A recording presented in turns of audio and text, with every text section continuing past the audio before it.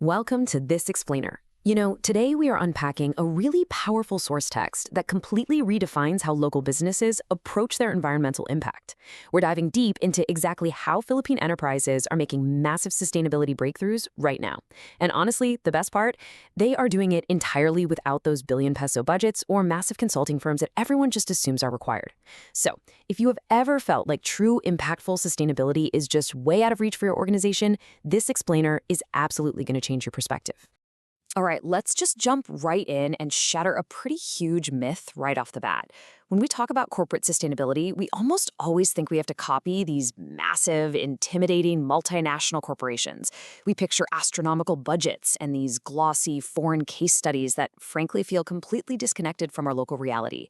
But the source material we're looking at today tells a totally different story. It focuses entirely on real outcomes from real workshops involving Philippine companies. We're talking about real changes happening right now, driven by local teams using some incredibly efficient strategies. So how exactly are they pulling this off? Well, it comes down to a few specific tools. First up is systems thinking.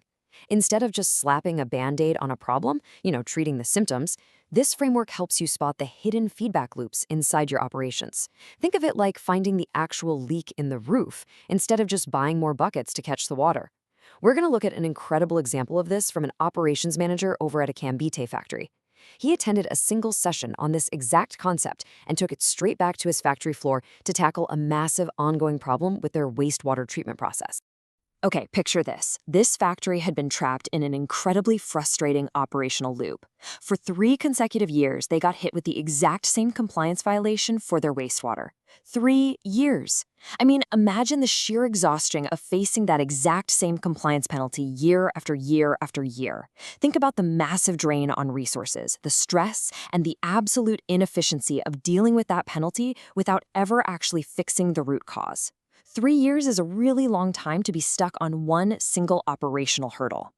But here is the massive plot twist. It took one session. Literally just one single insight. By applying systems thinking, that operations manager actually spotted the hidden feedback loop that was causing the issue the whole time. He completely redesigned the treatment process and solved a 3-year headache just like that. Really think about the resource efficiency of that turnaround. It wasn't some massive capital expenditure that fixed it. It was simply a fundamental shift in how they looked at the system itself. Now, let's shift gears and look at a manufacturer over in Laguna and how this whole thing builds when we bring in a different framework, design thinking.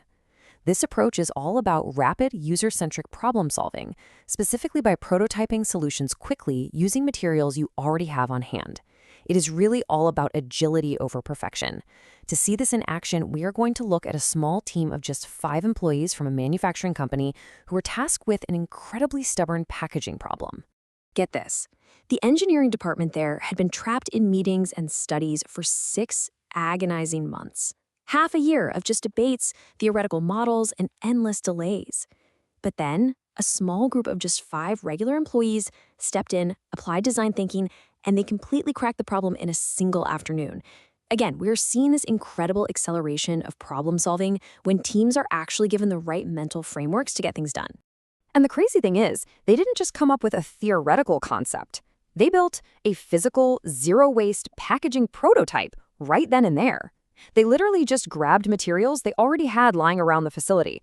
No massive budgets, no fancy R&D pipelines required, just the permission to experiment.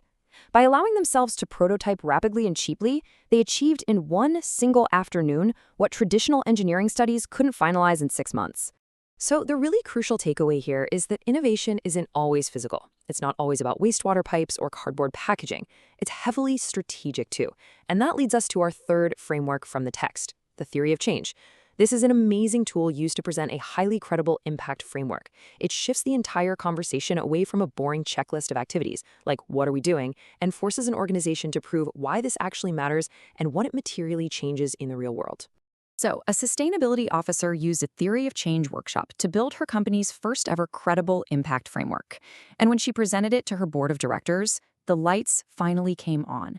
For the very first time, the board truly understood the deep, strategic value of what the sustainability team was doing. They weren't just staring at a list of green initiatives anymore. They were looking at a strategic roadmap of measurable, real-world impact. Just look at the sheer versatility we're talking about here. From the grime of a wastewater facility in Cavite, over to the assembly lines in Laguna, and all the way up to the executive boardroom. 3 totally different problems, 3 distinct frameworks, but one completely consistent result: rapid, accessible innovation. It absolutely proves that sustainable innovation is within reach across every single level of an enterprise, without ever needing a giant budget to make it happen. The source text makes a super deliberate point about all this. These are not unicorn stories. This is simply what happens when you follow 4 specific steps. Step 1, you empower the ordinary people already on your teams. Step 2, you provide them with the right conceptual tools. Step 3, you guide them to implement the right framework, whether that's systems thinking, design thinking, or a theory of change. And step 4, which is honestly maybe the most important, you have to give them the actual space and permission to think differently. Because if you don't give them the freedom to fail or prototype, those first 3 steps just aren't going to matter. We've seen how these incredibly localized, super budget-friendly strategies are transforming Philippine enterprises, literally from the factory floor to the boardroom. If you're sitting there wondering how to take these exact strategies and actually apply them by, say, Monday morning, the source heavily highlights Sustain PH Studio.